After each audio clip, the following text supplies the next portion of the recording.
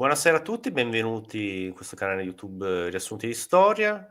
Con me c'è il buon Giovanni. Ciao Giovanni. Ciao, eccomi. Se Ciao. vuoi presentarti così non Allora, sbagli. sono Giovanni Melappioni e sono un autore di romanzi, racconti, che diciamo storici, poi vediamo nel corso della live vi spiego bene che cosa intendo io per romanzo storico o perlomeno come io lo scrivo. Nello specifico io mi definisco un autore di romanzi di avventura storica, che già forse rende un pochino più l'idea. Vivo nelle Marche, a Civitanova Marche, nella provincia della provincia italiana in sostanza, e sono felice di essere qui, poi il resto magari di me lo scopriamo un pezzettino alla volta, via. Va bene, allora grazie. Allora, innanzitutto volevo fare un piccolo ringraziamento per questa live che se è esistita il nostro contatto comune, Luca Pantanetti del canale Scriptorama, che ci ha messo in Salutiamolo. contatto e salutiamo che vedrà questa live. Allora, il tema di questa live è questo essenzialmente: raccontare la storia senza stravolgere nel tentativo di renderla più accattivante. Questo perché ringrazio Giovanni per questa live, sono molto contento di farla. Giovanni ha scritto anche un'antologia, siamo al secondo volume di questa antologia, ed è, possiamo dire, a capo di questo manifesto di come scrivere un romanzo storico. Allora sì, diciamo il manifesto l'ho ideato io, l'antologia l'ho curata, però ci sono delle penne che andavano benissimo anche da sole, cioè c'è stata una piccola selezione comunque dietro gli autori, quindi sì, sono l'ideatore, diciamo così, via, ma non la mente creativa, perché poi dopo adesso vi dirò qual è stato il processo, ma un po' se abbiamo collaborato a tante mani per queste antologie. Il manifesto invece è una diciamo è ciò che io tratto dall'esperienza che ho fatto scrivendo romanzi. Cioè, a un certo punto mi sono reso conto che scrivevo sempre con la stessa metodologia e soprattutto rispettando alcuni parametri, tant'è che riflettendoci dico ma alla fine questo potrebbe essere un manifesto. E siccome si dice che gli autori, in generale tutti gli autori, ma anche gli autori autopubblicati o gli autori emergenti, siano isole sparse, e invece non sono d'accordo su questa cosa. Cioè, è vero che lo si dice perché è vero che un po' ci comportiamo in questa maniera, però ho pensato, dico, vorrei riunire qualcun altro che la pensa come me, che possa apprezzare il mio manifesto, apportare la sua creatività al mio manifesto, poi ne parliamo, che poi alla fine è solo un modo di vedere la narrativa storica. Ecco, Bene, quindi appunto, il manifesto lo analizzeremo bene. Questo sono molto contento, dico ancora una volta. Questo è un tema veramente che mi sta a cuore. Io, essendo molto legato alla storia, questo legame tra arte e storia effettiva, che oggi parleremo ovviamente dell'arte scritta, però si può aprire a 360 gradi all'arte, se vogliamo, quella effettivamente pittorica. Qui un esempio, abbiamo un illustre di David, poi ne parleremo, così sono un esempio di cosa vuol dire anche le difficoltà di questo tipo di arte, ma certo. pensiamo anche ai film, alle serie TV, quindi all'arte cinematografica. Quindi vediamo Sì. che è un tema, a mio avviso, che si apre a 360 gradi. Quindi sono molto contento di poterlo analizzare, che onestamente io stesso, essendo molto legato alla storia, molte volte mi trovo critico, forse anche troppo ipercritico, però non posso farci niente. Quindi sono È conten normale. meno male. Però sono Essere molto critici. contento di potermi confrontare con chi sta dall'altra parte, comunque vedendo, sentendo che chi ha a cuore comunque la storia, come ci si può comportare in questo campo, che effettivamente riconosco sia estremamente complicato e difficile. Cioè, io stesso non potrei farlo perché non sarei in grado di farlo, ecco, Mm. quindi sono molto contento. Allora, per prima cosa, prima di arrivare al manifesto, un attimo parlare con te. L'ho anche letto il manifesto. Innanzitutto parlare con te all'inizio, parli del romanzo storico, la difficoltà di questo genere, soprattutto tu parli di questo rapporto tra slancio creativo e rapporto con il pubblico. Se vuoi.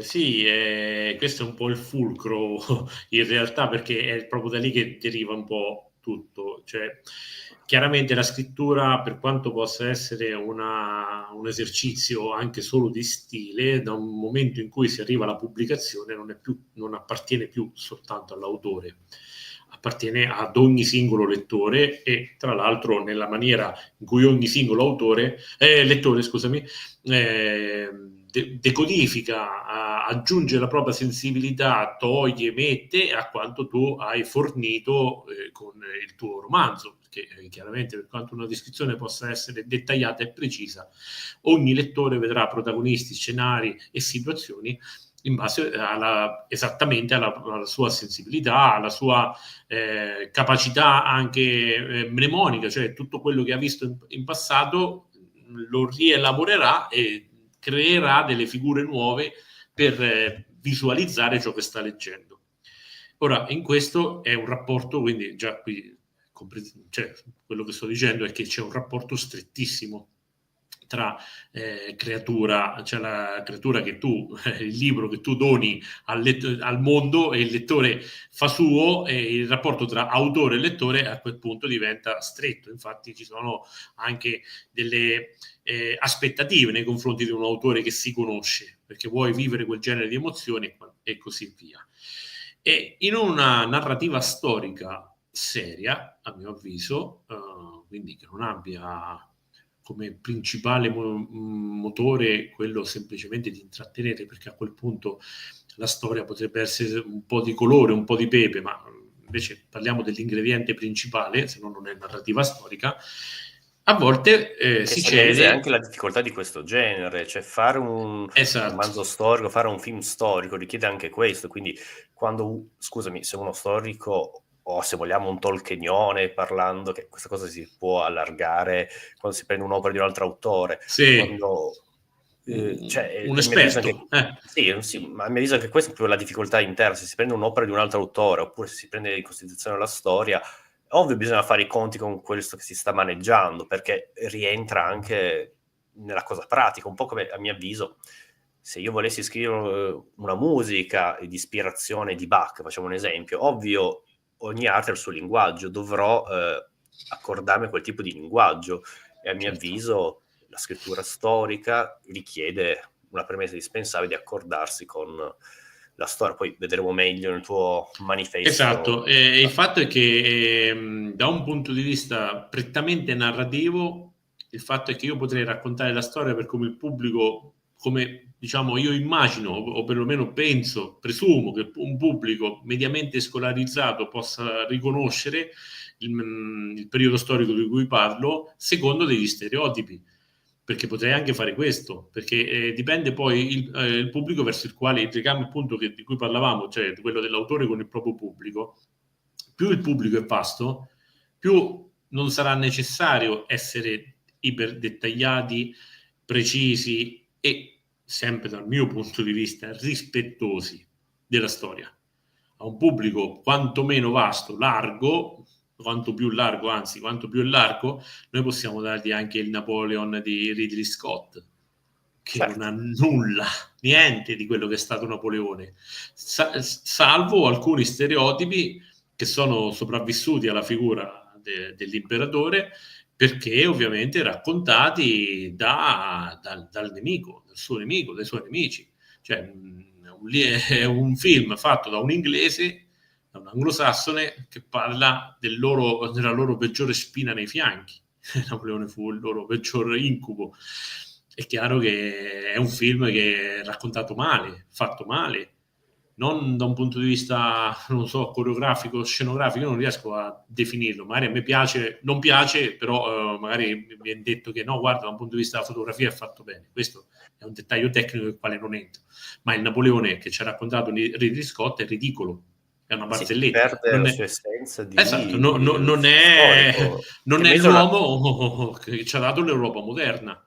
Cioè non c'è Esatto, che a mio neanche... avviso manca proprio la premessa fondamentale, che, se posso, l'esempio che ho fatto prima, per esempio la pittura storica di David, questo sì. grandissimo poeta, voglio dire, anche David in cui sbaglia e ci fa capire quanto è difficile questo tipo di arte. Ad esempio, questo quadro, quest'opera veramente importante nella storia dell'arte, però dal punto di vista della pittura storica ci sono degli errori, come ad esempio le spade.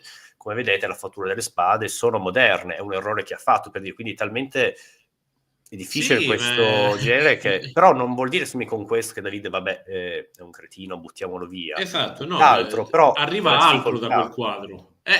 C'è difficoltà, ma ci arriva, che ne so, la disperazione delle donne e dall'altra parte i fratelli che giurano, e questo è poco prima del famoso mito degli Orazzi contro i Curiazi, i fratelli che giurano sulle spade in un atteggiamento mascolino, fiero, virtuoso, in una riscoperta di una classicità che dava dei segnali.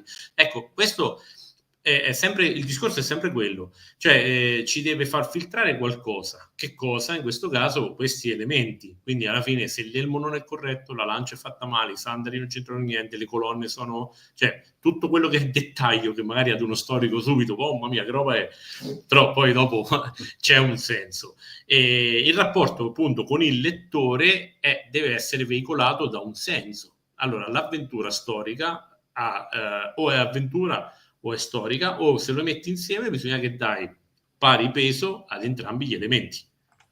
Ecco, Certo. quale può essere la difficoltà? Beh, per esempio, cercare di riportare dei dettagli storici che potrebbero essere magari pesanti perché non comprensibili, non immediatamente comprensibili, perché vanno al di là dello stereotipo che il pubblico medio si è fatto su quel periodo di cui parli, di cui racconti, e allo stesso tempo però dall'altra parte cercare di rendere comunque la storia appassionante, la storia intrigante che ti prende dalla prima all'ultima pagina, al di là della correttezza storica che deve esserci, però non è quello che deve attirare. Quindi è una commistione un po' particolare. Sì. Beh, se vogliamo cercare di capire, cioè per cercare di dare esempi più chiari, Ken Follett ha magari scrive un romanzo d'avventura ambientato in un certo periodo storico, l'avventura ha un 70-75%. Avventura intendo le passioni,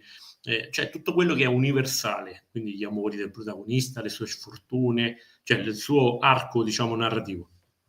La storia è quell'ingrediente che dà sapore, ma lui non è interessato a darti il dettaglio preciso della, non so, la quarta divisione americana in Nord Africa nel 43, lui ce la mette nel 41.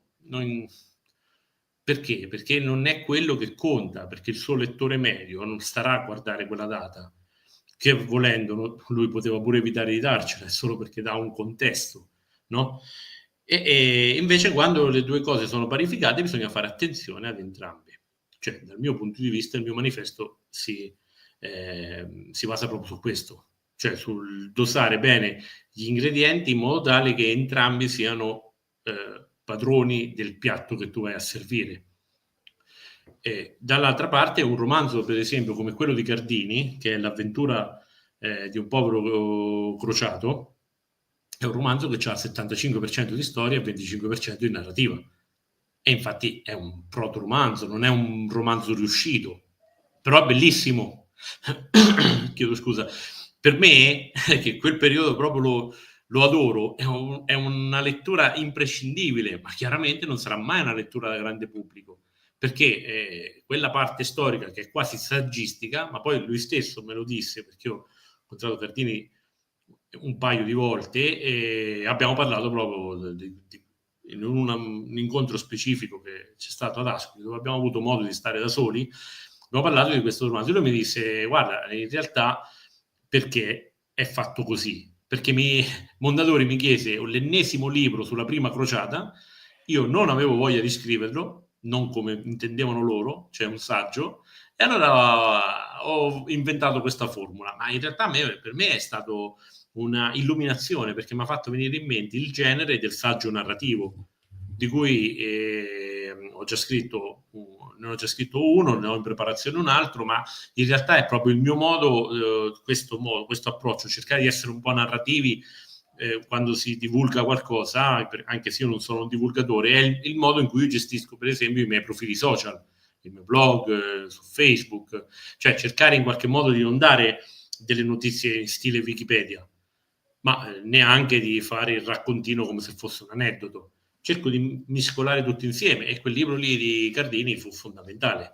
Però ecco, le differenze sono queste, che Follett e Cardini sono differenti in questo, che è il dosaggio che cambia. E Melappioni, dove sto io cerco di essere a metà.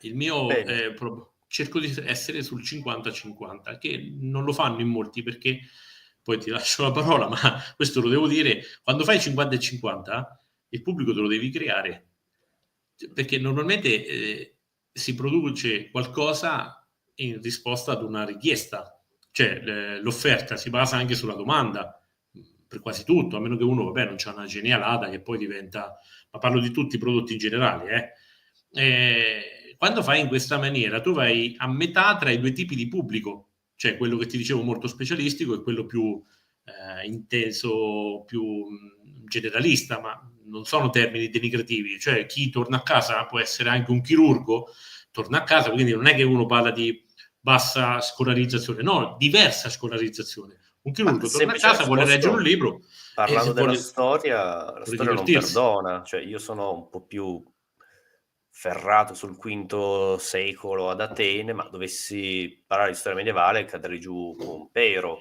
Quindi se dovessi leggere un romanzo storico medievale, molte cose vero o false non saprei riconoscere onestamente. Le prenderesti Sì, per quello che sì, come sono. ad esempio le crociate di Ridley Scott, lo vedo, Sì. l'ho visto, non mi sono strappato così tanto i capelli, perché comunque è tutto camuffato bene. Anche Last Duel, che bene o male mi sembrava fatto bene, a parte cose, il mezzelmo a metà, ma che Sì, veramente sono chiamate, però per dire cose che si camuffa bene, non svaccate assurde come Napoleon, che lì dici, no, davvero, qui è sì. inconcepibile. Però per dire, non tanto il discorso del pubblico generalista, che dobbiamo per forza andare alla casalinga di Buster Seats, non mi ricordo. No, sì, di Voghera. Esatto, di Voghera, Sì. scusate, Buster Seats sta qua vicino a Torino. No, è per dire che la storia è veramente non perdona, o la sai o non la sai, quindi anche uno stesso storico, però fuori dal suo ambito, ha difficoltà. Quindi Certo. E quindi, però ecco, un film come Braveheart, vedi, per dirne anche un altro, certo, in mente, che di storico ha una spruzzata, qualche certo. nome, località, all'incirca il contesto nel quale si muovono i protagonisti. Il resto è tutta una grande favola, non solo perché, vabbè, viene raccontato William Wallace in una maniera in cui William Wallace non è stato, ma questo ci può stare, ma proprio parliamo dei kilt, delle cose, cioè ti danno quello che tu vorresti vedere, Certo. cioè non vorresti, perché perdonami, quello che ti permette di identificare subito gli scozzesi in qualsiasi fotogramma, e quindi tu ti godi proprio la storia, non stai lì a far difficoltà. Mentre per esempio un film un pochino più attento, anche se ovviamente lì ci sono delle spavature, che è il Re Ribelle, che in pratica parla di Robert Bruce, che è uscito penso una decina d'anni fa ormai, che con Pine, come si chiama? Christopher Pine, mi pare il nome dell'attore. Vabbè, comunque è un film che sicuramente qualcuno che sta seguendo la live o che vedrà il video ricorderà. È un pochino più attento sotto questi dettagli, e in effetti quando ci sono le scene di battaglia, inglesi, scozzesi, sono tutti uguali. Certo. Cioè i gambesoni, cotte di maglia, camagli, sono quasi tutti non facilmente identificabili. Certo, poi ci sono gli escamotage da cinema, cerchiamo di mettere il camaglio più largo possibile al protagonista, in modo tale che anche lo vuoi mettere il cappuccio, lo teniamo largo così si vede bene, perché sennò lì in mezzo si perde. Però io le capisco queste dinamiche, una vera battaglia medievale per uno spettatore sarebbe proprio incomprensibile riuscire. È vero che usavano i colori e Sembra tutto anche il meno resto. vincente, a mio avviso. Cioè, la guerra, quando, tra virgolette, vera così, non è così No, avvincente, non è non è avvincente. così. Anche la Non guerra fa cinema. moderna è fatta di 5 minuti di pura assoluta tragedia, orrore, terrore, e 95% di noia. Se tu Certo. raccontassi una storia di guerra attuale, dovresti raccontare la noia, dovresti raccontare i silenzi, dovresti raccontare, perché se vuoi essere realistico, quelli completano tutto la narrativa.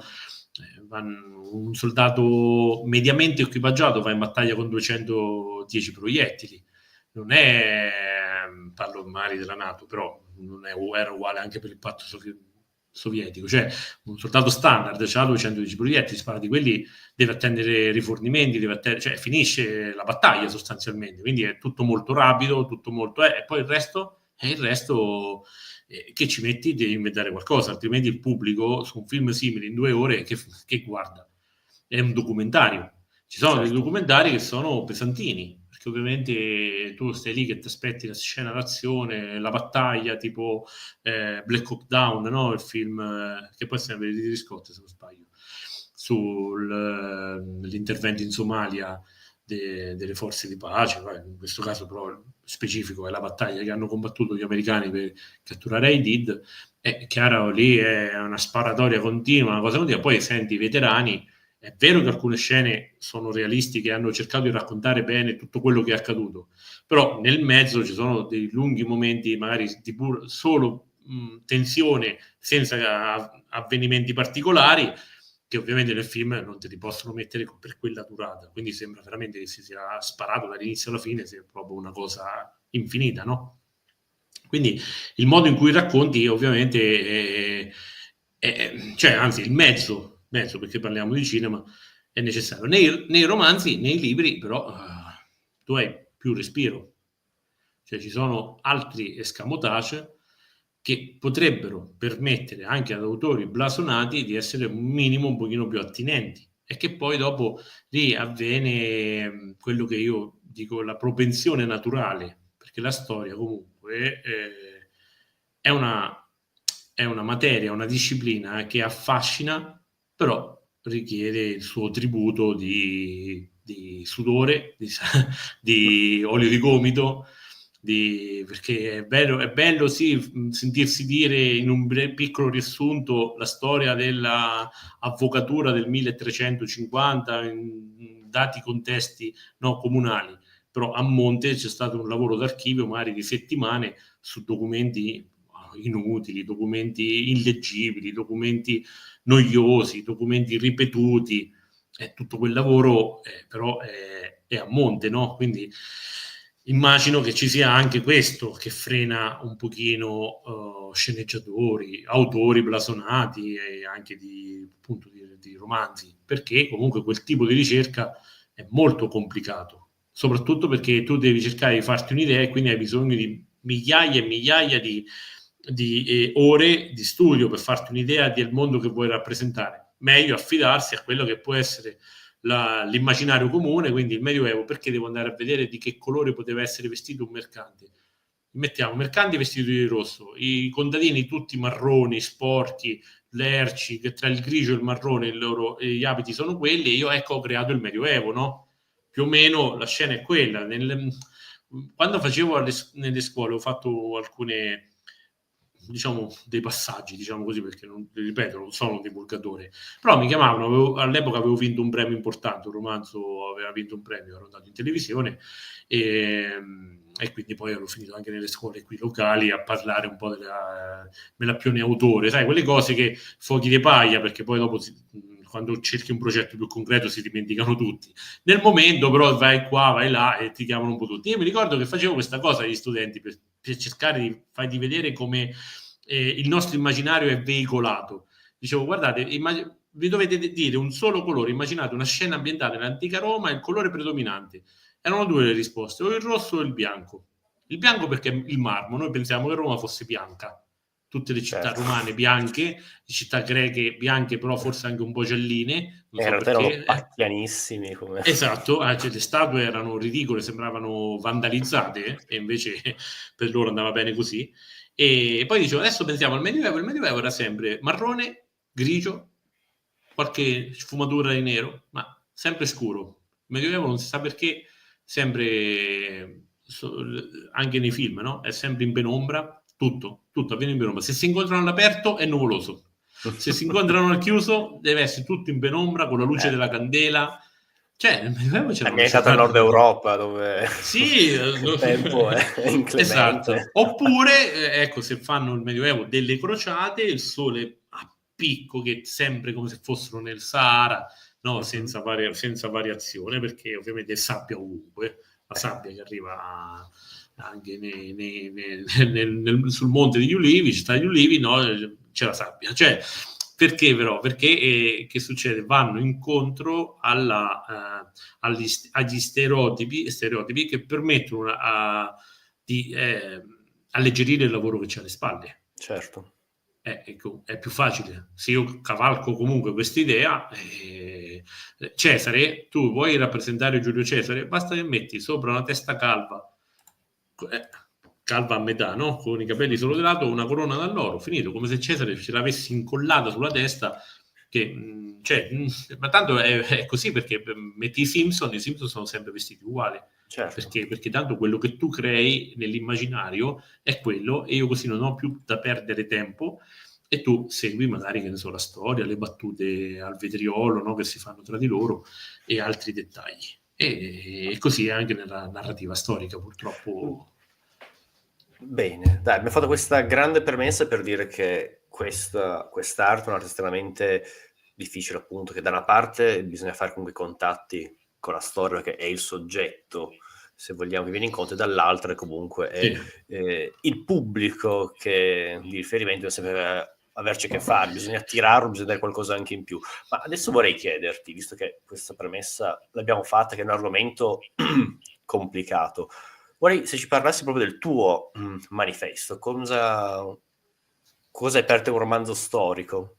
Allora, il manifesto ovviamente parla anche per il romanzo storico, ma è proprio volto alla narrativa storica, quindi il narrare la storia, che può essere il racconto orale, che ormai andrà scomparendo, chissà, però potrebbe essere buono per la narrativa video, la narrativa YouTube, chissà come evolverà un domani questo tipo di intrattenimento. Quindi vale per qualsiasi tipo di narrativa.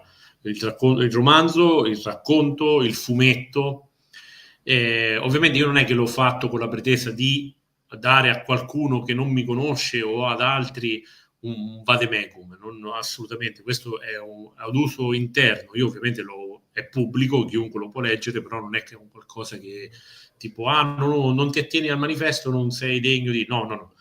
Perché? Come nasce questo manifesto? Questo manifesto è la somma di quella che è stata la mia esperienza finora di scrittore. Io che cosa ho fatto finora?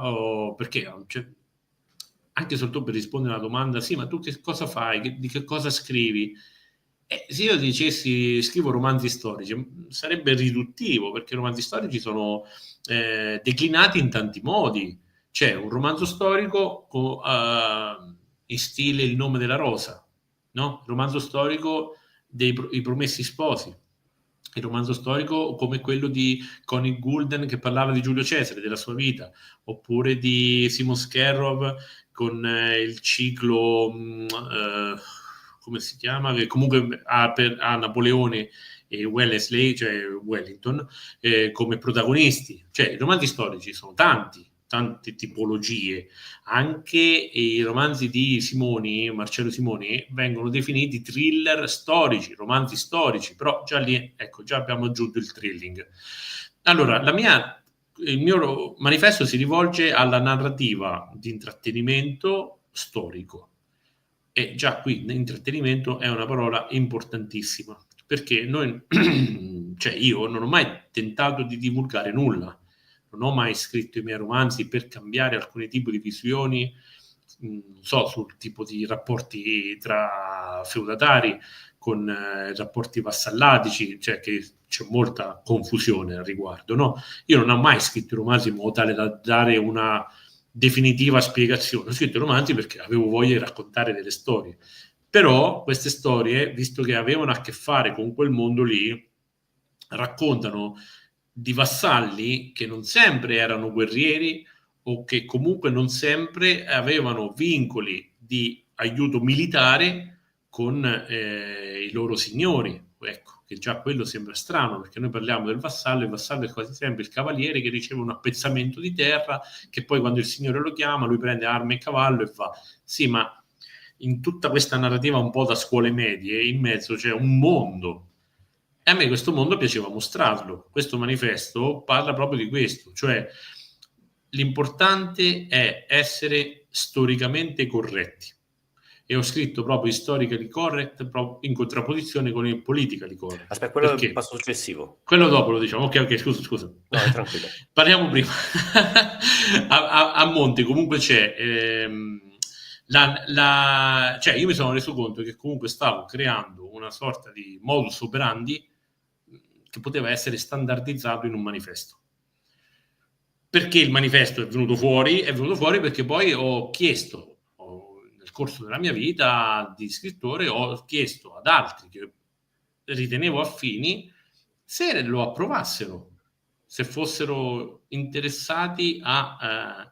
quindi che cosa ci accomuna? Ecco, vabbè, quello è l'ultimo pezzo, quello dell'historically correct, ne parliamo dopo, però che cosa ci accomuna? Anzitutto il tentativo di appassionare partendo dal basso. Ossia, i nostri romanzi storici, chiamiamoli così, o le nostre narrative storiche, parlano di uomini comuni. Perché? Perché è importante mostrare l'epoca, cioè parlare della storia, quindi appassionare con una storia, che però venga dal basso. Non devono essere tecnicamente umili, ma devono essere inventati o comunque persone non grandi personaggi storici. Perché il grande personaggio storico di suo ha già, nel suo fatto di aver travalicato la sua epoca, di essergli sopravvissuto come memoria, e già ha un approccio larger than life, per dirlo come dicono gli inglesi, cioè è più grande del suo periodo storico. Un Napoleone, un Giulio Cesare, ma anche un Michelangelo, ma persino un Goffredo di Buglione, che probabilmente già andiamo più nel tecnico, ma è comunque qualcuno che va al di là della sua stessa vita, dell'arco temporale in cui è vissuto. E loro non riescono a raccontare la loro epoca, l'hanno modificata la loro epoca. Cioè hanno partecipato in maniera da protagonisti ad eventi che hanno creato dei presupposti per qualcosa di nuovo. Insomma, quei personaggi lì, è vero che è affascinante seguirli, come fa magari Manfredi, no? Che parla anche di Alessandro Magno, che parla di Oglierone di Siracusa, cioè utilizza anche dei personaggi storici importanti. Però, dal mio punto di vista, non riescono a dare, cioè il lettore non si interfaccia con il contesto storico, si interfaccia con le emozioni forti, grandi di questi uomini. E quindi raccontano alla fine, si finisce per raccontare delle storie universali. Perché Rockefeller e Alessandro Magno hanno più tratti in comune di un contadino moderno e un contadino del Medioevo. Ma se io volessi raccontare l'industria agricola medievale, cioè scusate, l'agricoltura medievale, non l'industria, tramite gli occhi di Federico II, è chiaro che il nostro approccio a quel tipo di narrativa sarà sempre da un palco, da qualcosa di più grande, di più anche moderno. Allora, se invece quello che vogliamo raccontare è la vita rurale, secondo il mio modus operandi, ci mancherebbe, e non critico chi fa diversamente, è solo un modus operandi, allora è bene inventare un contadino che sia scevro da qualsiasi narrativa storica di suo, cioè quindi andiamo ad inventarlo, perché? Perché può essere veicolo per il lettore per entrare proprio dalla porta di servizio dietro le quinte. Cioè, invece di essere lì abbacinati dai riflettori dei grandi personaggi storici, noi siamo dietro questi riflettori e vediamo tutto il contesto. È un po' come vivere Castel del Monte, come se fossimo dei castellani, oppure aver partecipato alla costruzione. Sono due metodi affascinanti per vivere quel luogo. Però uno parte, diciamo, dalla parte degli sconosciuti e quindi mostrerà degli elementi più, a mio avviso, più concreti, più terra-terra. L'altro invece, sei già sulla cresta dell'onda. Se tu lo racconti da castellano, Castel del Monte sarà uno splendore, sarà tutto quello che si riflette e il lettore ovviamente si interfaccia con il suo grandissimo protagonista, quindi con Federico II, no? Ecco, quindi il manifesto cosa predilige? Cioè, cosa dice? Di parlare di personaggi sconosciuti, che possano prendere per mano il lettore. È difficile essere presi per mano da Giulio Cesare. Giulio Cesare lo vedi, lo guardi passare, lo ammiri agire. Puoi reagire con disgusto ad alcune sue azioni o con ammirazione rispetto ad altre, ma in qualche modo è come se tu stessi osservando una luce troppo forte e non riesce ad essere lui, no? Sei affascinato da ciò che lui è stato e la narrativa funziona lo stesso. Ma questo proprio indubbio, funziona lo stesso, anche se il protagonista è Alessandro Magno, Giulio Cesare o Napoleone o chi per loro. Però questo tipo di narrativa storica vuole farti entrare nel mondo storico che stiamo raccontando, vuole prenderti per mano, quindi hai bisogno di un personaggio con il quale tu possa camminare a fianco senza essere intimorito o troppo ammirato per renderti conto dei corridoi nei quali state passando. Beh, complimenti, se posso, è una scelta molto ardita, che io ammetto di non È essere mai ardita. stato un di non essere mai stato un grande lettore di romanzi storici. Ne ho letti alcuni ovviamente ne ho letti alcuni, come ad esempio ovviamente Manfredi, la trilogia di Alessandro, Dionisio il tiranno. E ovviamente sono rimasto pienamente affascinato da Manfredi, la sua trilogia di Alessandro, proprio in questa figura di Alessandro, dove si sente che anche lo stesso Manfredi è innamorato Sì, di beh, sì, lui sì. questa figura, e trovo sia questa la grande cosa bella, che ti innamori con lui nel leggere, oltre che poi casomai continuiamo a parlare dopo del suo metodo di Manfredi, che io trovo molto anche rigoroso, ecco, nonostante abbia messo del suo, perché in certi momenti bisogna mettere del suo. È anche lecito, comunque è una scelta artistica, che si metta del proprio.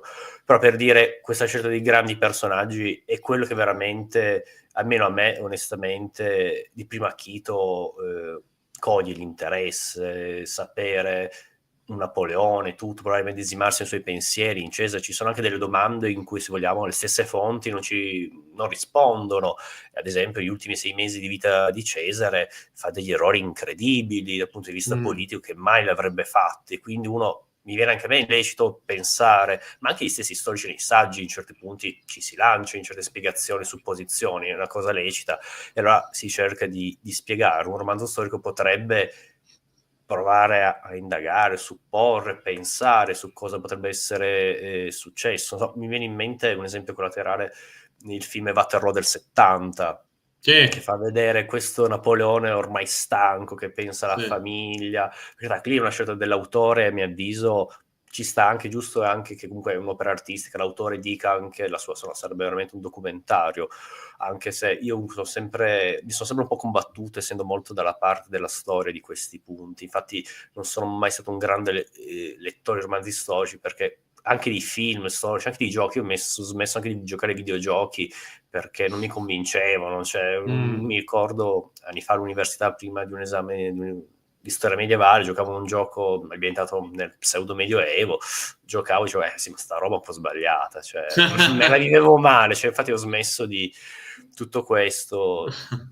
Anche i film pseudo-storici che arrivano, Gladiatore 2, non sono andato a vederlo No, perché sì, non no, voglio farmi perché del male. No, però, per dire, io veramente la sento molto viva la storia, e divento un po' come il Papa Nero in Boris, ecco, quando vedo delle cose che non stanno né cielo né in terra.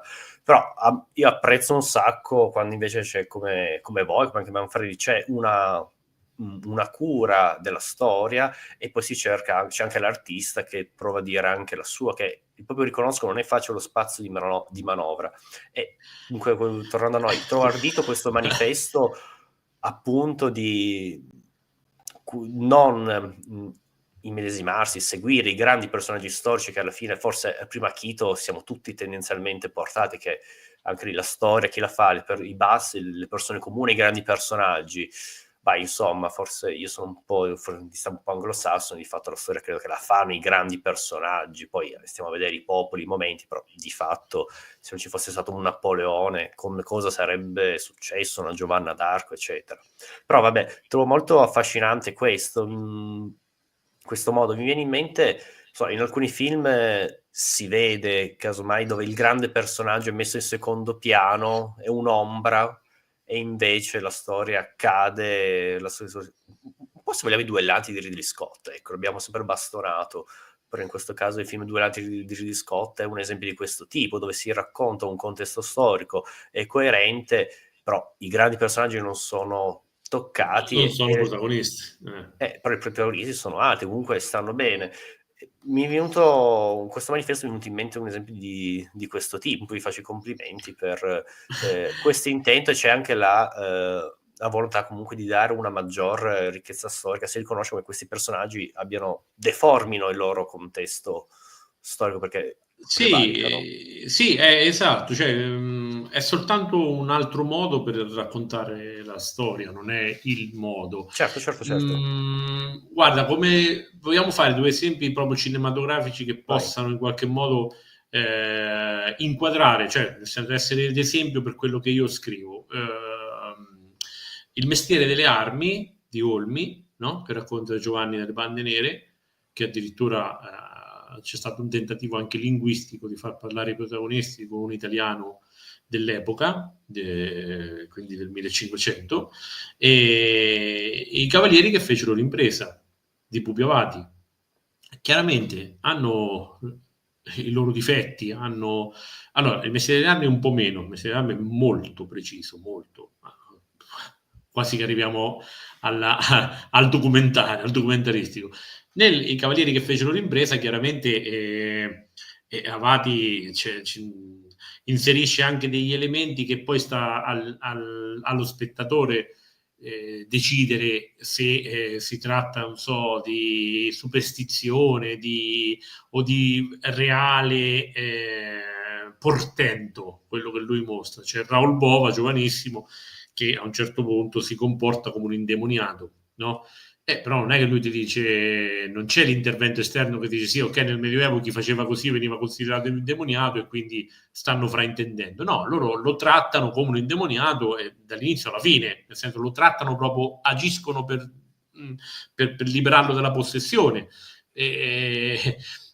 Ma c'è della magia dietro? Non lo sai, però questo è un elemento che non va ad inficiare sulla storicità del film, perché veramente ti fa entrare proprio in quella che è la profonda, per esempio, superstizione dell'uomo medievale, cioè l'uomo medievale europeo, ma è fatto proprio di crede negli astri, crede tuttora si fa il segno della croce, ma se c'ha da fare uno scongiuro, da seppellire un diadema o da mettere un paletto nella testa di qualcuno perché ogni tanto si trovano questi scavi, queste sepolture con le persone inchiodate, certo non sono la quotidianità, però che ti rimandano tipo al Dracula di Bram Stoker. Perché? Perché comunque le superstizioni c'erano e lì queste tu le devi far vivere con il cuore, come se fossero cuori pulsanti. Non possono essere cuori dentro la formaldeide nel quale tu arrivi e già sai che è tutto falso, è tutto fasullo. Cioè, ecco, raccontare quel tipo di storia, quel modo quello stile, quella storia, quel periodo storico, quel modo di vivere, quel modo di pensare dovrebbe essere proprio il punto focale della narrativa che stai creando, in maniera tale che il lettore viene con te. Invece molto spesso i romanzi storici cercano di raccontare un periodo storico per declinare il nostro presente. Per esempio i romanzi dei Wu Ming, che sono romanzi anche interessanti, magari qualcuno dirà bellissimi, per carità, se vi piacciono perché fanno quello che devono fare, però i protagonisti normalmente sono più avanti rispetto all'epoca nella quale vivono, sembrano quasi dissociati, ma perché vedono delle cose per cui noi moderni proveremmo disgusto e quindi non riusciamo ad empatizzare con chi magari in nome della correttezza della gestione della vita giudiziaria tortura, spacca gambe sulla ruota, impicca e quant'altro. E i protagonisti vivono queste situazioni con la stessa sensibilità con la quale la vivrebbe un moderno. Ma perché? Perché ovviamente loro raccontano un contesto che è quello della corruzione, la Chiesa, il fatto che il potere leda le libertà personali e quant'altro. Quindi i loro romanzi storici, pur ricreando bene il periodo storico, in che cosa difettano? Nel veicolo, nel tramite. Cioè quella cosa di cui dicevo prima, il protagonista dovrebbe essere non un grande personaggio storico, ma alla stessa maniera e questo forse prima non l'ho detto, non dovrebbe essere neanche un personaggio troppo moderno.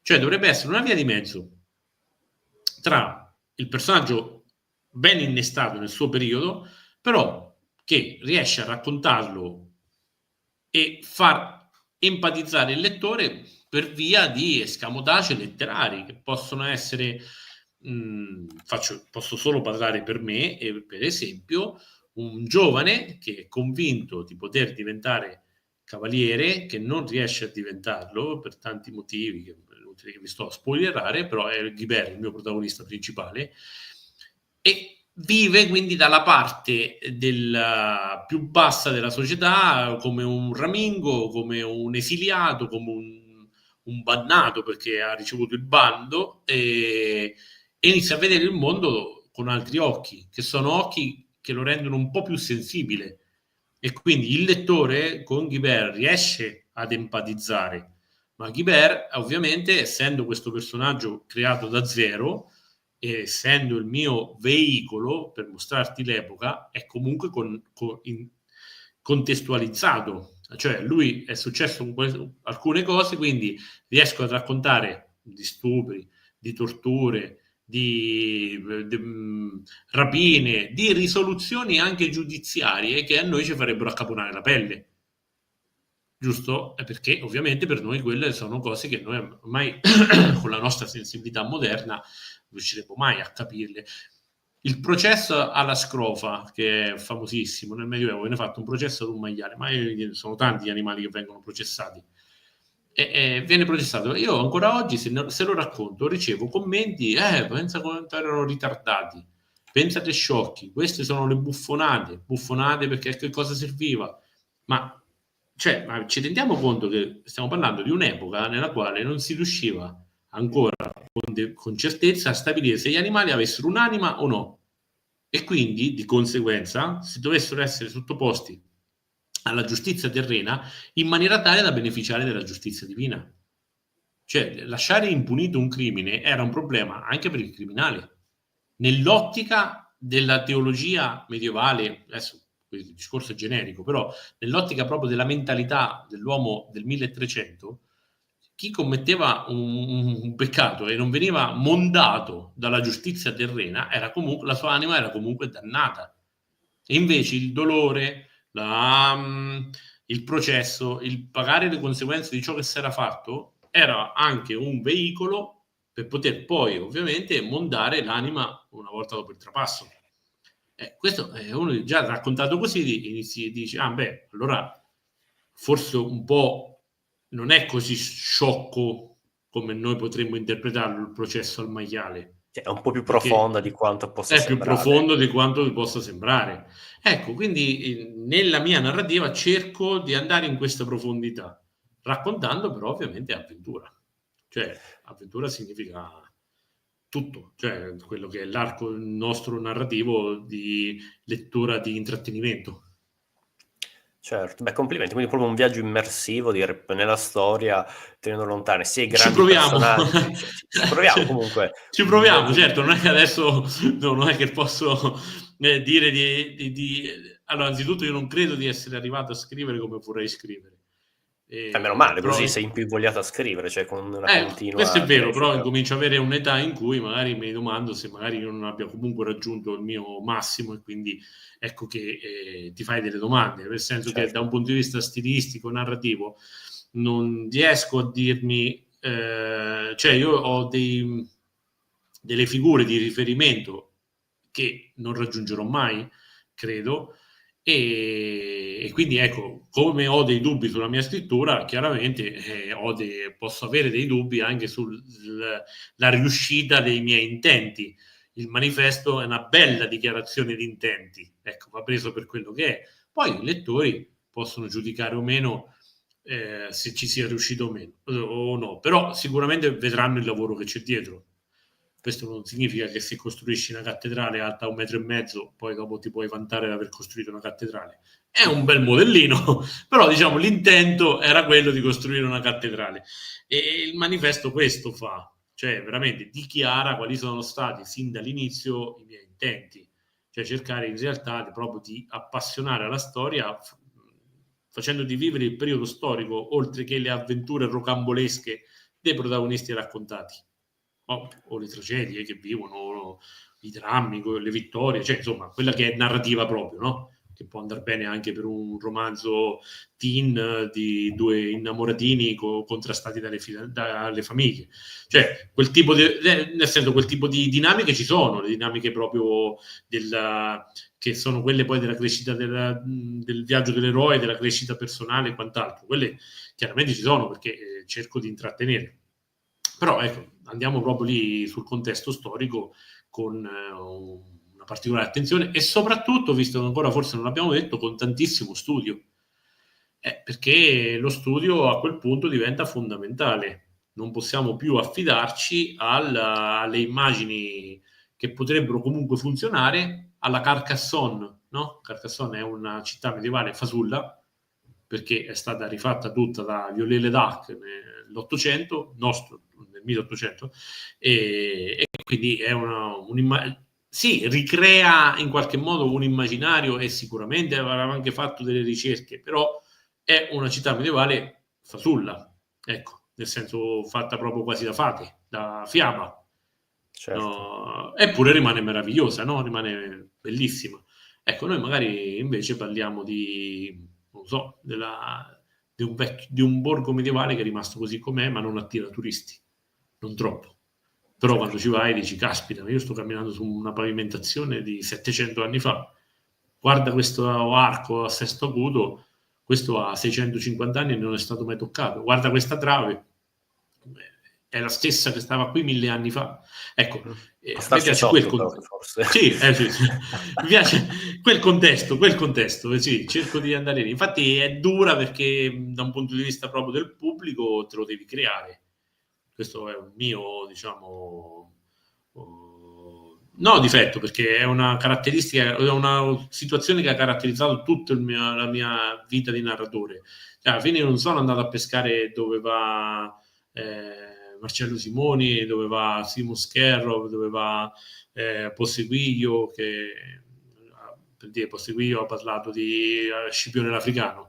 Io con i miei romanzi parlo della seconda guerra punica, ma attraverso gli occhi di un legionario semplice che incontra Scipione, incontra Annibale. Se vuoi dire anche qualche titolo, non farti problemi. La serie si chiama Milites. Okay. Milites. Sono usciti i primi 3 romanzi, che sono Cammino di Gloria, Il destino del legionario e Gli scudi di Roma. Tra l'altro sugli scudi di Roma è carino l'aneddoto della scelta del titolo.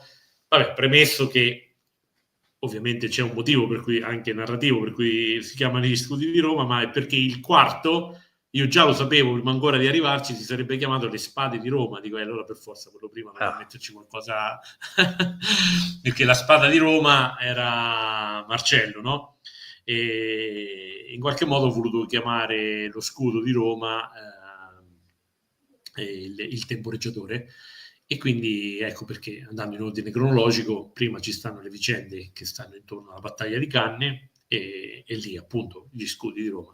Poi dopo c'è Marcello che con tutta la sua preponderante esuberanza verrà narrato ovviamente sempre però come personaggio storico di spicco che viene visto da il veicolo, dal tramite, dal mio protagonista per il lettore, in modo tale che io possa mostrare Marcello non nella sua personale, cioè non quando rimane solo con se stesso, perché non ho mai osato farlo con nessuno, perché questo è un altro motivo per cui non parlo dei grandi personaggi storici, perché a un certo punto in un romanzo il protagonista rimane anche solo con se stesso e con i suoi pensieri, però donare dei pensieri a Giulio Cesare o a Napoleone io non me la sento.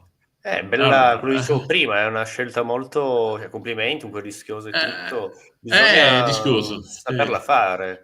Cioè, se posso fare un esempio di un esempio illustre, dove veramente stiamo parlando di uno dei più grandi della storia della letteratura, dell'umanità, che comunque si vede che ha letto le fonti, cioè, parliamo di Shakespeare, nel suo Giulio Cesare, si vede Antonio che quando sa della notizia, potrei sbagliare in questo, però quando sa della notizia dell'assassino di Cesare è a casa sua, è temporeggio, non sa bene cosa fare, Allora, storicamente non è proprio andata così, se non ricordo male, quando Cesare muore lui era davanti al Senato, non mi ricordo chi sì. lo piglia, dice senti, diamocelo un attimo perché hanno ammazzato Cesare, noi stiamo qua Chissà quello che davanti, succede, esatto, non è che si sì. presenta bene, però per dire, Sì, qui sì. Shakespeare ha modificato ovviamente la verità Sì. storica, però qua si vede anche la grandezza di questo personaggio, di questo autore, dove si sente comunque l'ambiguità, tutto, cosa che effettivamente dalle fonti traspare, cioè Antonio fino all'ultimo non era così sicuro, tra i seguaci, i fedeli di Cesare, ci sono congiurati dei cesaricidi, qualcosa era emerso, magari anche ad Antonio si erano anche avvicinati, lui poi ha rifiutato, però Sì, adesso non parliamo sicuramente proprio sì. di storia, però per dire l'esempio di fare è che si può fare queste cose, sono estremamente difficili ovviamente. Un Shakespeare gli è venuta bene, però ovviamente stiamo parlando di un colosso, cioè per dire è un argomento estremamente Guerra complicato, e pace? Vogliamo delicato. parlare di Guerra e pace? Certo, Che personaggioni che compaiono in Guerra e pace? Vabbè, ok, certo, Napoleone lo sappiamo tutti, ma c'è anche Davout che viene certo, incontrato da Boris. Boris va con un messaggio dell'imperatore Alessandro, lo zar Alessandro, va dietro le linee nemiche e incontra Davout, che viene raccontato per quello che era, sembrava un piccolo burocrate Davout, tra l'altro anche in qualche modo freddo, forse quasi al punto quasi di essere crudele, no? Però questo è come ci viene descritto e Tolstoi ne crea un'immagine indelebile che chiaramente avrà sfiorato al 60-70% il reale personaggio, però così fa, così come fa parlare Napoleone e chiaramente fa dire quello che vuole. Ecco, quel tipo di narrativa a me non è che non attira, perché io Guerra e Pace l'ho letto più volte, posso parlare, e non è che lo dico perché va detto, nel senso che posso parlare di tutti i protagonisti, di tutti i personaggi, senza tema di smentita, quindi sono pronto anche a affrontare un'interrogazione. L'ho letto più volte, però non riuscirei a scriverlo. No, aspetta, detto così pare quasi che uno sia fattibile. No, Guerra e Pace non lo può più scrivere nessuno. Non riuscirei a scrivere sulla falsariga, certo. cioè utilizzando come voce magari anche proprio principale di un capitolo, di più di un capitolo, di una sezione, personaggi realmente esistiti.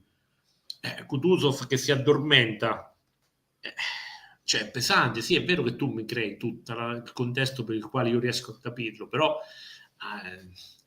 l'ho fatto, non è che non, proprio uno dice assolutamente no, perché per esempio nella prima trilogia, quella del Giglio e il Grifone, nel terzo romanzo c'è Boemondo di Taranto, che comunque ha delle scene anche da, bah, diciamo, non proprio da protagonista, perché è sempre visto attraverso gli occhi dei protagonisti miei, perché io scrivo in terza persona, però gli faccio fare azioni, lo faccio muovere, lo faccio parlare e non sempre utilizzo non so, una certa situazione che è stata descritta dalle fonti in una maniera talmente dettagliata che io non faccio altro che ricalcarla.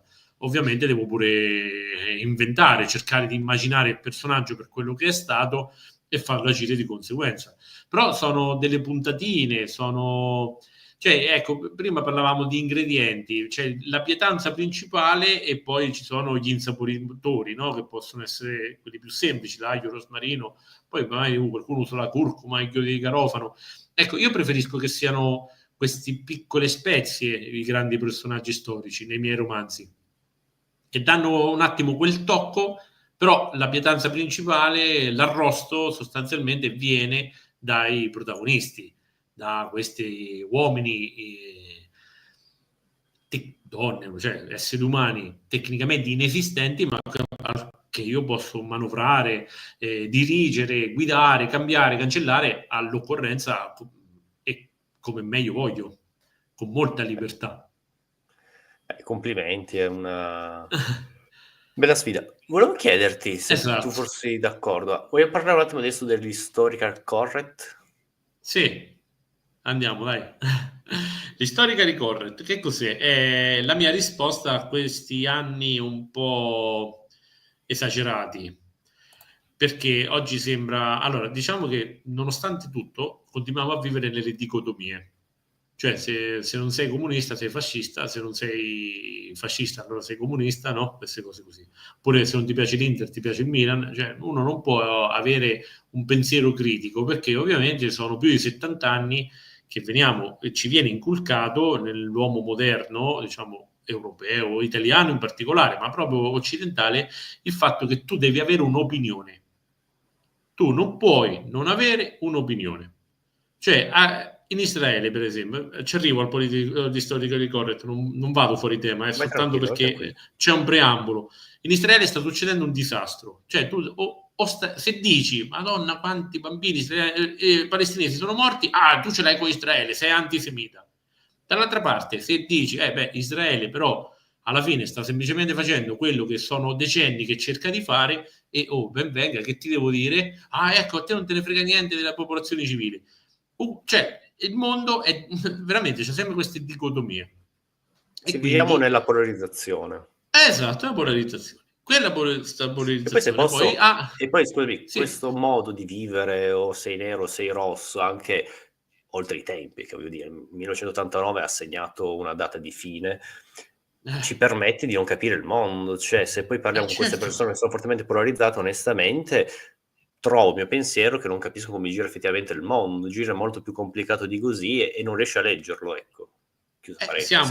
Siamo atterriti dal non avere, dall'idea di non avere un'opinione su tutto. Noi dobbiamo avere un'opinione su tutto. Se non ti fai un'idea, sei qualcuno che vive ai margini, oppure sei un disadattato, oppure invece non è così, perché io posso prendermi il mio tempo e magari per dare un'opinione netta sul conflitto israelo-palestinese mi ci vogliono 40 anni e me li prendo tutti e non mi devo vergognare di niente. Non significa che non me ne frega niente dei bambini palestinesi uccisi, anzi, io lo fermerei quel conflitto solo per quello. Ma questo non significa che io sia antisemita. Cioè, non posso esprimere un'opinione di campo, non ce l'ho il campo. Per me Si è laggiù è un persa la voglia guazzabuglio, è un di arrivare disastro. alla complessità delle cose, a mio avviso. Adesso, esatto, e allora ecco che arriviamo all'historically correct. Che cos'è l'historically correct? È la complessità delle cose. Perché il politically correct in realtà ti dice no, guarda, tu non puoi dire negro, non lo puoi dire, se dici negro sei razzista. Questo è una semplificazione. Perché se io sto interpretando un personaggio del 1778 che arriva nelle Antille, appena scende e parla ad alta voce, dirà, ci sono almeno, non so, un negro ogni due bianchi. E perché lo dice? Perché lo vuole dire, perché in quel contesto lì a lui quella parola lì non ha nessun tipo di significato. Oggi il significante è diverso. È chiaro che se io vado non dico a raccontare una storia moderna, però ecco, vengo qui, c'è un ospite che viene dal Sudan e io ti dico a te, dico, che fate? Hai invitato i negri? Non è diverso come contesto. Cioè, è proprio, sono due cose diametralmente opposte per la stessa parola. Allora, mi dispiace se ti demonetizzano il video, adesso ci ho Ma non pensato, ti spero di preoccupare. no, spero proprio di no, non la uso più. Adesso io sono andato short, no, guarda, mentre parlavo stavo pensando, Ma vai tranquillo, non ti preoccupare. ok, però questa cosa succede anche per tutto, cioè, c'è questa sorta di buonismo che è una semplificazione, ossia nascondiamo, facciamo finta che il passato non c'è, oppure lo eliminiamo, in nome di che Anche cosa? presente, se Di... posso, che sembra che non dicendo qualcosa così, questo razzismo e tutto venga cancellato, oppure esatto, queste cose avvengono, cioè, praticamente corretto nei film, che ne so, dobbiamo avere supereroi anche di colore, perché in America i poliziotti sparano agli afroamericani, ma a noi cosa ci esatto, sì. interessa? Onestamente, non è questa, la nostra realtà è ben diversa, abbiamo altri problemi, i nostri problemi sono che ci sono i migranti, se non sono regolari, fanno gli schiavi, vivono nei campi di pomodori, Eh sì, oppure qui al esatto, nord dell'India. oppure Questi se... sono i nostri problemi, però non se ne cioè, parla, e questo è il no, problema. no, no, Poi, se posso, poi... aspetta un dimmi, secondo, dimmi. come anche in America, cioè, i problemi ci sono, ma non penso che tutto si possa risolvere dall'oggi al domani perché i poliziotti guardano un nuovo film della Marvel che ci sono gli eroi di colore, allora siamo tutti più buoni. Mi sembra veramente a essere positivi, essere troppo ottimisti, a pensare in modo un po' pessimista e realista. Questa mi sembra una ideologia, ma nel senso marxista. Tu hai questa tua idea del mondo e vedi tutta la realtà filtrata secondo queste tue idee e poi non la capisci, cioè il tuo pensiero sovrastruttura che di fatto ti fa leggere la realtà, cioè conti i fatti, Esatto. questi prodotti stanno facendo nient'altro, sono scelte di marketing, aprirsi a un nuovo mercato. Facciamo un esempio eclatante, vuoi culture, tutto, il mondo di Tolkien è sempre stato apprezzato nel mondo europeo occidentale dai maschi, dai maschi bianchi, questo perché parla di cavalieri, 9 su 10 nella storia, un 9,5, 9,9 sulla storia, i cavalieri in Europa erano maschi bianchi, è un po' una conseguenza poi. Esatto. No, per dire, allora oggi si va a questo discorso, bisogna aprirsi tutto, donne forte e tutto, ma non è nient'altro un modo per aprirsi a un nuovo mercato, perché ormai quel mercato è saturo, quindi onestamente questa ideologia di fatto prendente corretto la vedo come una scelta di marketing più che altro, quindi... Tra l'altro anche di per sé razzista, perché invece di fare la sirenetta afroamericana, porta al cinema come major una storia africana. Certo. Portami in prima visione una leggenda del Congo. Certo. Cioè, a me Mari non piace, non ci vado, io non è che lo dico perché lo vorrei vedere, questo il mio giudizio lo sospendo, nel senso perché sennò sembra che uno... No, io parlo proprio di coraggio editoriale, di coraggio di produzione, non c'è. Quindi sei ugualmente razzista, nel senso non te ne frega niente di quello che succede in Africa, però dai il contentino a quella parte politica che ovviamente esiste e che si sente in colpa. Io dopo questo, su questo sono proprio... Non mi piace, quindi dico quello che penso. Si sente in colpa perché ha fatto i soldi, perché i sessantuttini oggi hanno fatto tutti i soldi. Il problema è quello, si sentono in colpa perché prima dovevano cambiare il mondo, non l'hanno cambiato e adesso lo cambiano con gli strumenti che hanno. Dai loro salottini cambiano il mondo. Dico sempre, bisogna... Cioè, e perché questi... per dare una botta anche alla botte, no? Solo al cerchio, perché sono da monitorare questi ritorni di fiamma dell'autorità, diciamo, di regimi autoritari svaniti, perché il fascismo si è consumato nel suo periodo, però ovviamente che succede oggi? Che chi si rifà a quell'epoca prende soltanto quello che gli pare di quell'epoca. Cioè un conto è essere stati fascisti nel momento in cui il fascismo esisteva, un conto è parlarne bene adesso prendendo soltanto quello che ci fa comodo. Cioè diventa ancora più subdolo e pericoloso, e tra l'altro è anche infame, perché comunque è un processo che filtra e quindi lo fai arrivare fino ad oggi, hai sgrossato delle cose, l'hai snaturato, quindi per primo tu, che ti dichiari in tal modo, non lo sei, perché hai dovuto togliere qualcosa. E quindi ecco, però scivolando giù dal politically, quindi correct, e quindi il woke e tutto il resto, andiamo all'historically correct. Che cos'è? È il distintivo dietro al quale noi difendiamo le nostre scelte. Il mio romanzo, il mio racconto, ciò che io ti sto raccontando deve portarti in un'epoca, quella che io ho scelto e che tu hai scelto di leggere. E in quell'epoca succedevano queste cose. E queste cose io te le racconto.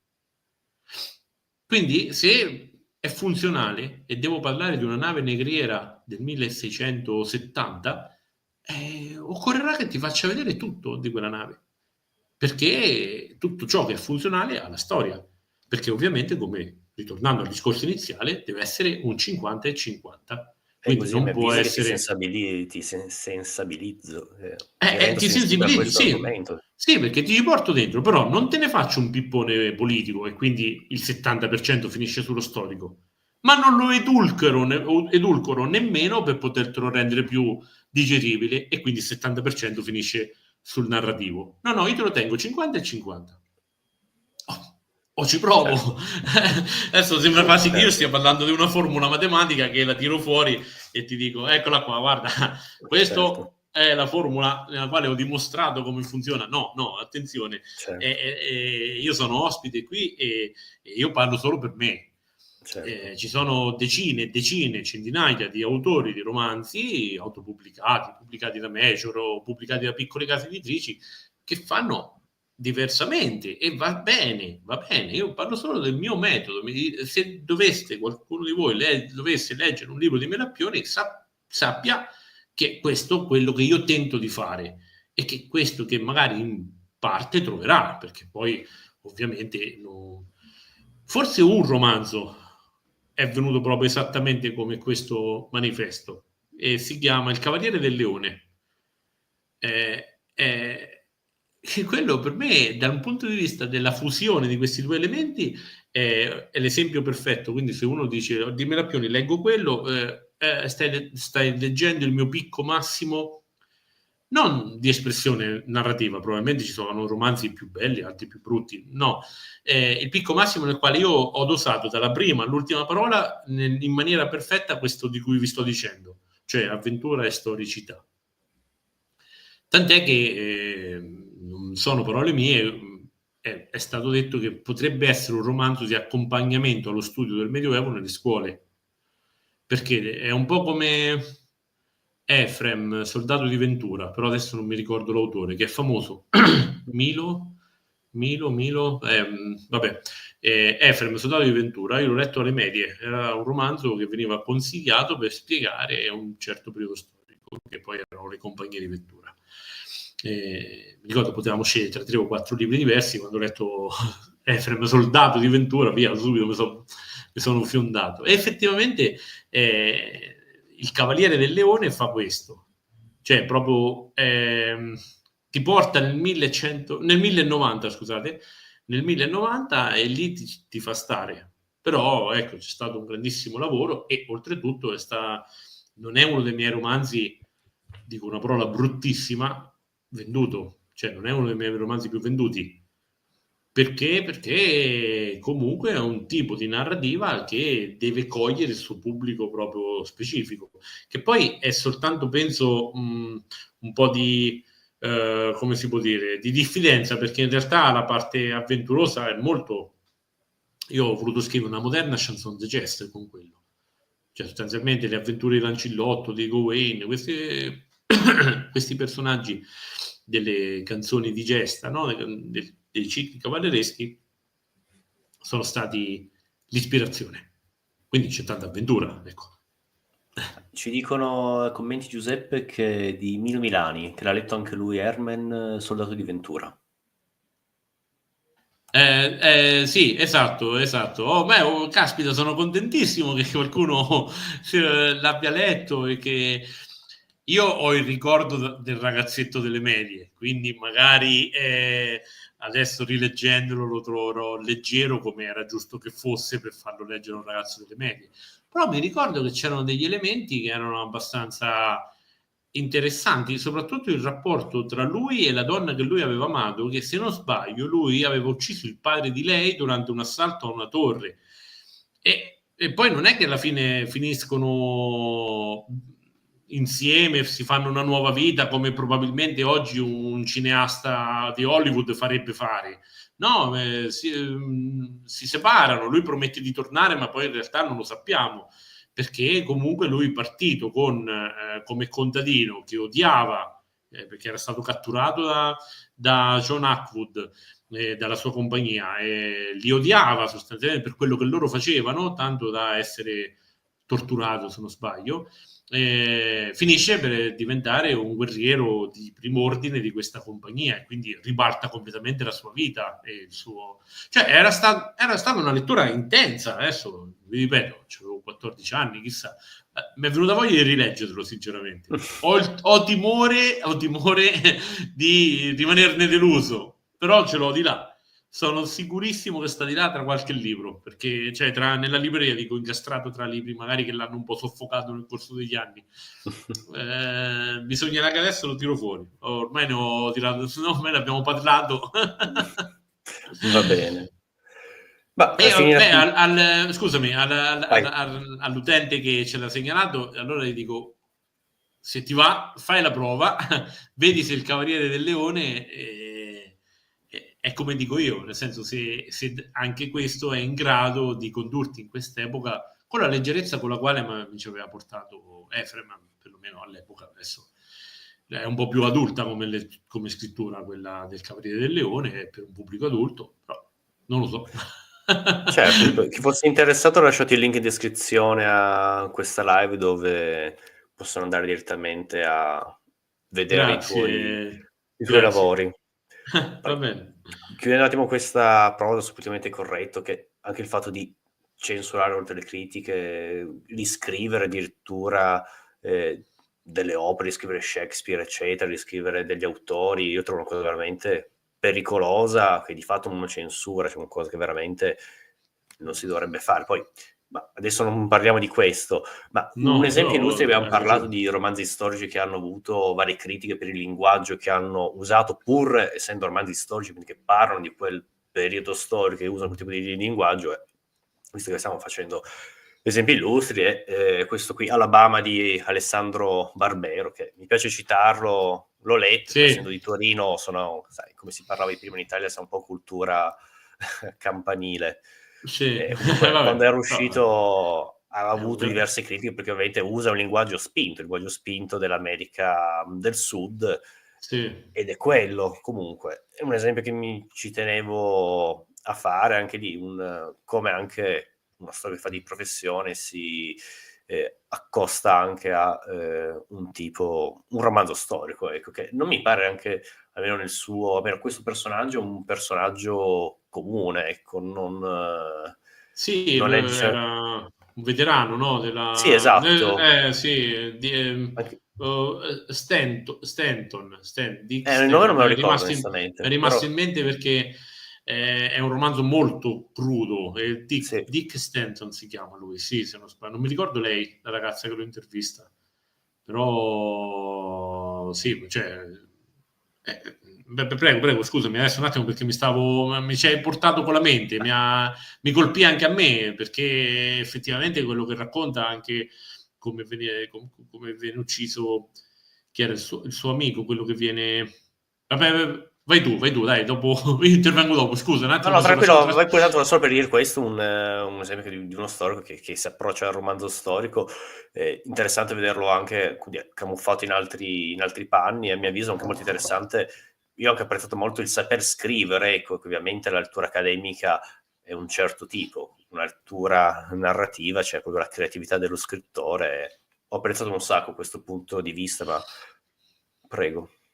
Sì, no, guarda, sempre parlando di Barbero, c'è il romanzo delle Ateniesi, che Mhm. lo stesso è di una crudezza, non so se l'hai letto, è di una crudezza, perché in sostanza lui è come se riportasse un po' quello che era stata la strage del Circeo nell'Atene Sì, del V secolo, sostanzialmente, più o meno, sì. sì, adesso è. E anche lì le critiche erano state fatte per che donne trattate come pezzi di carne. Ho capito, no, cioè, questa è la storia che ti sto raccontando. Cioè, questo entrare con tutti e due a gambe unite su questioni che non sono qualitative. Tu stai criticando come io ho raccontato qualcosa e vorresti che io non lo facessi. Questa è una censura perché in realtà se il rapporto che dovremmo avere con tutto ciò che l'uomo produce è quello della qualità, cioè il contesto, la contestualizzazione dovrebbe essere assodato. Non possiamo lamentarci che viene utilizzato un linguaggio sboccacciato su una nave di pirati. Eh, non possiamo lamentarci che si parli di schiavitù, di schiavi e di uomini trattati come bestie, esseri umani trattati come bestie, se stiamo in un campo di cotone dell'America profonda del Sud. Perché? Perché io comunque sono ancora un Dixie e a me che non mi sta bene lo stato che avete creato, non mi stanno bene gli Yankee e quindi la mia terra era meglio e quindi non devi parlare di quello che si faceva male là. Cioè, c'è questa assurdità, capito? Che È proprio censura, è una nascondendo, roba esatto, pericolosa, sì. nascondendola, allora in qualche modo ti evito di, che ne so, di danneggiarmi, ma ormai è fatta. È fatta, è andata. Se Barbero parla dei suoi nonni e dice: io avevo un nonno fascista che è stato fucilato. Cioè, nel senso, noi dobbiamo fare i conti con il passato. Il passato è tutto ciò che ormai è andato e che in qualche modo ci ha portato ad essere. Se noi siamo, ecco, questo vuol dire, se noi siamo talmente illuminati da dire era sbagliato, perché poi scadiamo nella sciocchezza più assoluta e dire cancelliamolo? Se era sbagliato è giusto che rimanga ben visibile, ma ancora più visibile sarà il fatto che tu te ne renda conto, perché il vero orrore è che tu non giudichi sbagliate quelle cose, non che ne parli, non che se ne parli, che vengano analizzate. L'unico vero orrore sarebbe se tu non riconoscessi come errati quei comportamenti. Allora sì che c'è un problema. Ma se non ne parli...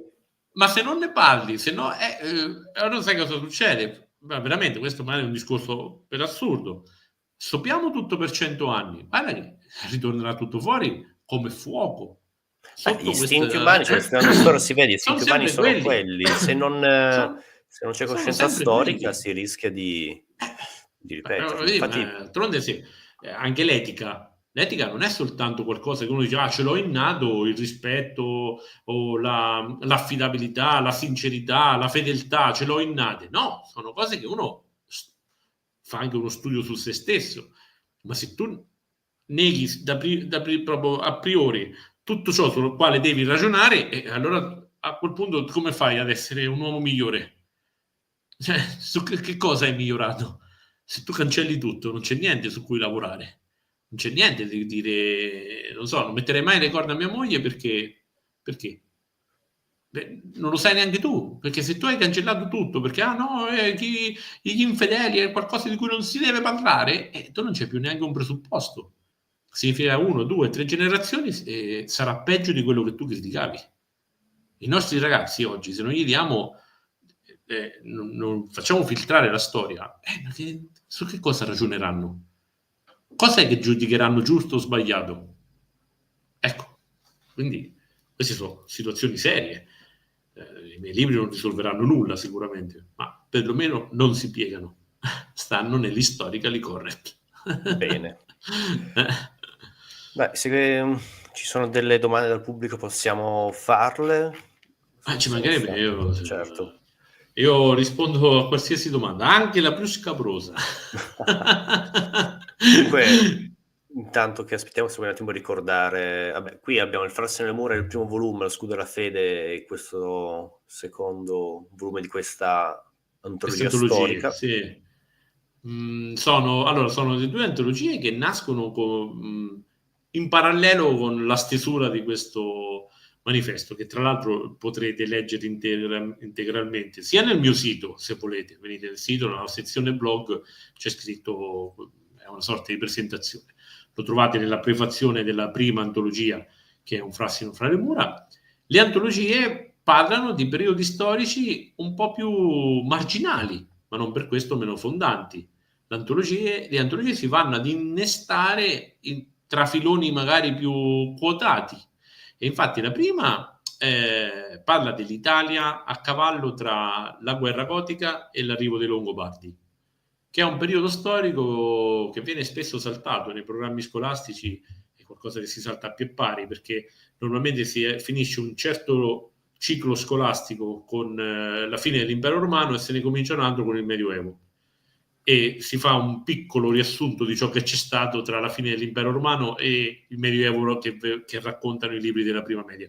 Cioè, sostanzialmente è come dire, ma 300-400 anni non è successo niente, però dopo è arrivato Carlo Magno. Cioè, sono cose che Misteri della scuola italiana. Sì, a uno storico fanno venire ribrezzo. Tra l'altro, vabbè, se parliamo di scuola lasciamo perdere, non finiamo più.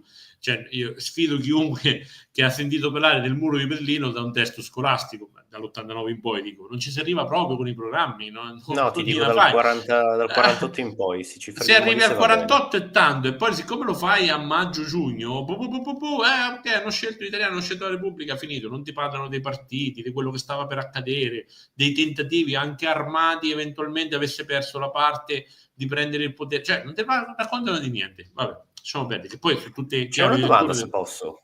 Oh, certo. Ant ci chiede se avessi scritto qualcosa su Manfredi. No, parliamo non di Manfredi l'autore.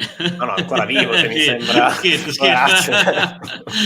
No, non ho scritto, però ho un progetto progetto che verrà, sul quale sto lavorando. In realtà un autore normalmente deve avere un romanzo già scritto nel cassetto pronto, perché non si sa mai, un romanzo in lavorazione o un ciclo, una saga, quello che vuole, 2 racconti abbozzati, 8 progetti non iniziati, 10 progetti iniziati. Questo è un po' la cassettina dell'autore. Ho un progetto che vuole raccontare quelli che sono stati gli anni, diciamo, della fine di Federico II, quindi anche ovviamente Manfredi, ma poi anche più in là Corradino, attraverso però un personaggio che vuole essere un trade union, in modo tale da raccontare tutta la penisola, con anche Ezzelino III da Romano. E questo personaggio è una sorta di spola, di corriere, chiamiamolo così, ma in realtà non l'ho ben definito, tra appunto il nord Italia, quindi tra Verona, e il sud Italia, con ovviamente lo volevo far legare agli ultimi Hohenstaufen. E quindi c'è qualcosa in pentola. E Manfredi l'avevo già adocchiato come punto focale per un passaggio che vuole raccontare un po' il sud Italia poco prima dell'arrivo di quei cambiamenti epocali. Adesso ne stiamo a fare di quei cambiamenti epocali che saranno poi ovviamente la completa scissione di quella parte d'Italia dalle vicende non tanto dell'Italia del nord, ma proprio dell'Europa del nord, quindi il distacco, il passaggio ad altre dinastie, altre situazioni. Ecco, quello mi interessava parecchio. Quindi Bene, quindi arriverà allora qualcosa. rimaniamo aggiornati ovviamente in Sì, descrizione trovate probabilmente il lo link. trasformo, invece di fare un romanzo o una serie di romanzi, credo che lo trasformerò in qualcosa sul quale far lavorare anche altri. Quindi potrebbe essere anche più interessante. Cioè, non altri al posto mio, no, tipo a livello ontologico, a livello di raccolta. Certo. Quindi state pronti. Bene. Comunque ci ringrazia Antonella che aveva chiesto questa domanda. In descrizione trovate sia il tuo sito sia i tuoi altri lavori.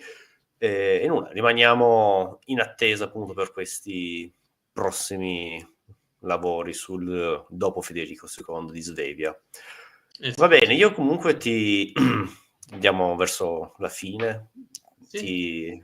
Ti ringrazio per tutto, è stata anche una chiacchierata molto interessante dove abbiamo avuto, a mio avviso, un tocco di cosa vuol dire trattare appunto questo tipo di narrazione, questo tipo di arte che tiene insieme sia ovviamente l'arte che c'è nella narrazione, ma anche la verità storica e come tu ti sforzi, lavori per farla, quindi partendo da un basso per dare un po' un viaggio immersivo nella storia. Veramente molto complimenti, io non saprei come fare, quindi ti faccio ancora una volta i miei complimenti e poi Grazie. anche, poi anche in futuro appunto questo canale rimane aperto, dobbiamo fare prossime live in futuro per i tuoi prossimi lavori, sono ben accetto di farle. Volentieri, volentierissimo. Sei un ottimo ospite, quindi sarà un piacere ritornare in questi lidi. Grazie, mi fa molto piacere. Io saluto tutti quanti quelli che hanno visto e che hanno commentato questa live insieme a noi. Saluto anche chi la vedrà in futuro, tanto il bello di YouTube è che le cose rimangono caricate lì fino in eterno, almeno finché ci sarà internet nel mondo, Internet. noi, noi ci saremo. E nulla, quindi ancora Lo Scudo della Fede, il secondo volume di questa antologia storica, e nulla. Se vuoi ancora dire qualcosa, sei libero. Eh, anzitutto ringraziarti, poi vorrei invitare a fare, cioè approfittare della narrativa storica per approfondire, non con i miei romanzi, con tutti. Fatene un punto un punto d'onore, l'approfondite il periodo storico se vi è piaciuto il romanzo. È Qualche un modo per autore far vedere. così che consigli, chi volesse... Uh, sì, allora, ce ne sono diversi. Eh, Rimbaud è un Rambaud si scrive, è un francese. Ha scritto una trilogia, per al momento ce ne sono solo due, anche se sono leggibili separatamente. Di lui, di Patrick Rimbaud, consiglio La battaglia. È il miglior libro in assoluto, dal mio punto di vista, per quanto riguarda la narrativa storica militare, ma la narrativa storica, ambientato durante la battaglia di Essling, quindi il periodo napoleonico.